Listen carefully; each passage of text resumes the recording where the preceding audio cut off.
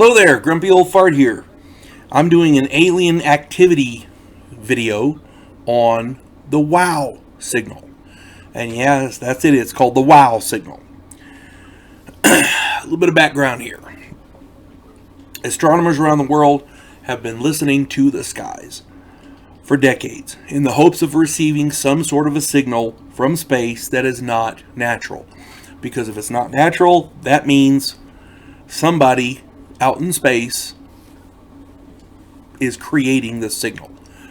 Aliens. That's what they're looking for. In effect, they're hoping to detect extraterrestrial radio signals from space.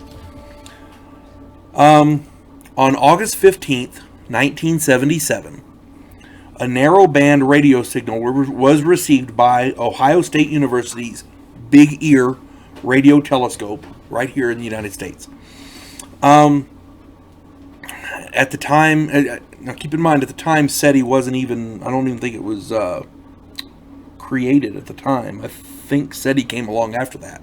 But this appeared to come from the Sagittarius, this signal appeared to come from the Sagittarius star group, the Sagittarius constellation. Astronomer Jerry R. Ehman, E-H-M-A-N, discovered the anomaly a few days later.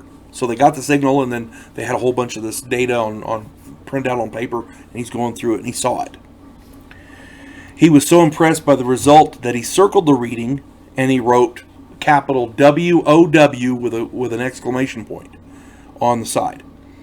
And the reading was 6EQ-UJ5, and the signal lasted for 72 seconds. And that's why they call it the WOW signal. He wrote WOW beside it with an exclamation point. So that's why it's called the WOW signal. This was phenomenal, because when you're scanning space, there's a lot of things out there that can create background radiation. And there's a lot of things out there that can cause natural radio signals. Background radio frequencies, that kind of thing. And so what they were doing is they're looking for something that's not natural. Okay. There's a lot of people that have tried to debunk this signal, but to date, as far as I know, nobody's been successful. It's very mysterious, because if this signal was created by an alien intelligence, it means it probably took thousands of years to get here. Radio signals don't travel that fast on a cosmic scale. So, a good example in Star Trek, they have what's called warp drive. In the show, they use warp drive. Warp drive is multiple times the speed of light. So, if they're using radio signals to transmit us, to talk to people, communicate with people, they could warp over there faster than the radio signal. So, if you're using in Star Trek, they use what's called subspace frequencies, which are frequencies, communications frequencies that travel faster than light. Faster, they're basically warp speed.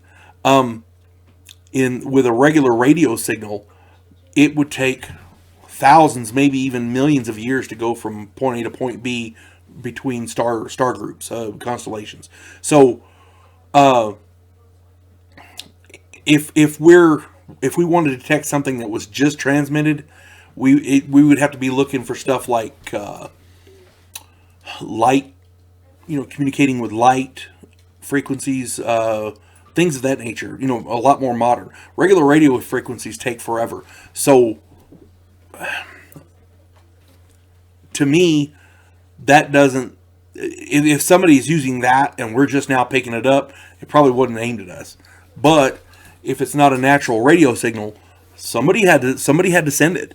They may not have been trying to communicate with us, but their planet's here and their spaceship is here and they're aiming it out there, and they pick it up, but the signal keeps going. We picked up that signal way the hell out there. That's my opinion. But again, we picked up a signal and nobody can explain it. It's not natural. Nobody can explain it. The wow signal. Wow.